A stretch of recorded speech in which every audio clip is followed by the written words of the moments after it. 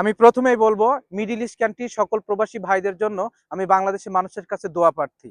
আর দ্বিতীয়বার বলবো যে প্রত্যেকটা প্রবাসী যেন নিরাপদে ঘরে থাকে এবং নিরাপদ জায়গাতে থাকে। আর আরো বলবো যে প্রতিটা প্রবাসী যেন এই মিডল ইস্ট কান্ট্রিতে বলেন, যেমন সৌদি আরব বলেন, দুবাই বলেন, কাতার বলেন, জর্ডান বলেন, কুয়েত বলেন, এই ধরনের যারা মিডল ইস্ট কান্ট্রিতে বসবাসরত প্রবাসী ভাইরা আছেন, দয়া করে কোনো ধরনের কোনো ভিডিও আপনারা কোনো সোশ্যাল মিডিয়াতে ঢালবেন না যে এখানে মিসাইল পড়ছে, এখানে ইয়া পড়ছে, এটা পড়ছে, ওটা পড়ছে, এই ধরনের কোনো ধরনের ভিডিও আপনারা সোশ্যাল মিডিয়াতে ঢালবেন না।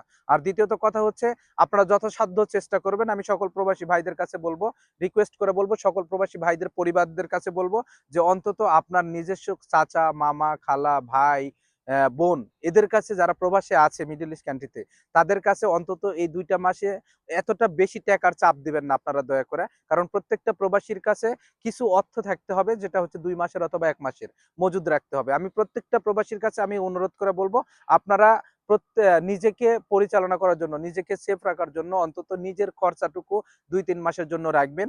আর হচ্ছে কথা হচ্ছে এইটার এখন কি ঝামেলা, এটা কিন্তু সবাই জানতেছে, এবং যারা মিডল ইস্ট কান্ট্রিতে আছেন আপনারা দয়া করে, আপনাদের কাছে আমি আবারও রিকোয়েস্ট করতেছি, আপনারা সেফ থাকবেন এবং সবথেকে বেশি নিরাপদ আপনাদের।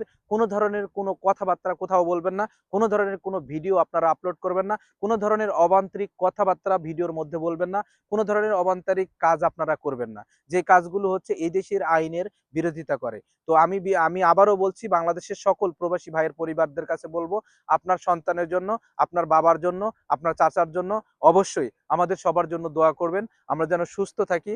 অন্তত এখানের অবস্থা অত্যন্ত খুব খারাপ। সৌদি আরব বলেন, কাতার বলেন, দুবাই বলেন, জর্ডান বলেন, এইখানকার এলাকার প্রত্যেকটা জায়গারই অবস্থা খুব বেশি ভালো না।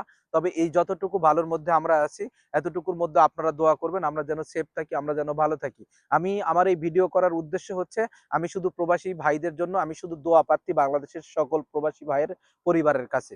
প্লিজ দয়া করে আপনারা আমাদের জন্য অন্তত এতটুকু দোয়া করেন, যেন এই বাংলাদেশে কোনো মিছিল, মিটিং বা এই মানে বাংলাদেশ যেন অস্থিতিশীল না করা হয়। শুধু প্রবাসীদের জন্য, অন্তত আমাদের জন্য, এই যে ৫০-৬০ লক্ষ প্রবাসী আমরা এই যে মিডল ইস্ট কান্ট্রিগুলোতে আছি, এদের জন্য অন্তত আপনারা একটু দোয়া করেন, যেন আমরা যেন ভালো থাকি। কারণ আমরা যদি ভালো থাকি, আমাদের পরিবার চলবে। আমরা যদি ভালো থাকি, তাহলে আমাদের দেশ চলবে।